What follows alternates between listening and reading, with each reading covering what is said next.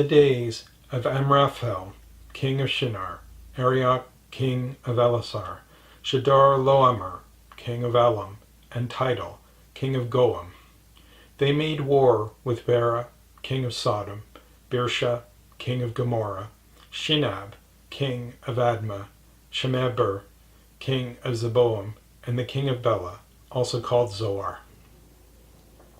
All these joined together in the valley of Siddim, also called the Salt Sea. They served Shedor-Loamer for 12 years, and in the 13th year they rebelled. In the 14th year, Shedor-Loamer and the kings who were with him came and struck the Rephaim in Ashtaroth-Kirnaim, the Zuzim in Ham, and Emim in Shaveh-Kirlephaim, and the Horites in their Mount Seir to El Paran, which is by the wilderness.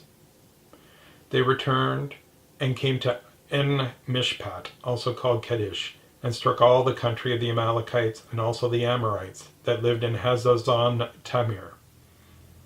The king of Sodom and the king of Gomorrah, the king of Admah, the king of Zeboam, and the king of Bela, also called Zoar, went out, and they set battle in array against them in the valley of Siddim, against Shedor-Loamer, king of Elam, Tidal, king of Goam, Amraphel, king of Shinar, and Arioch, king of Elasar, 4 kings against the 5.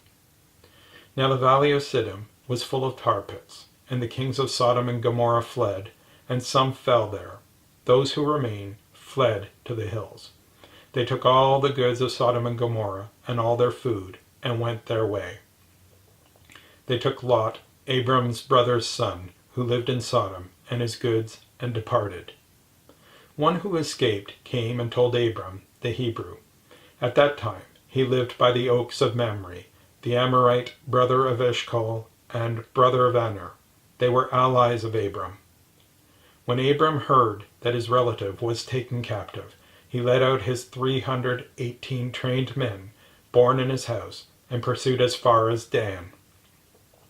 He divided himself against them by night, he and his servants, and struck them, and pursued them to Hobah, which is on the left hand of Damascus.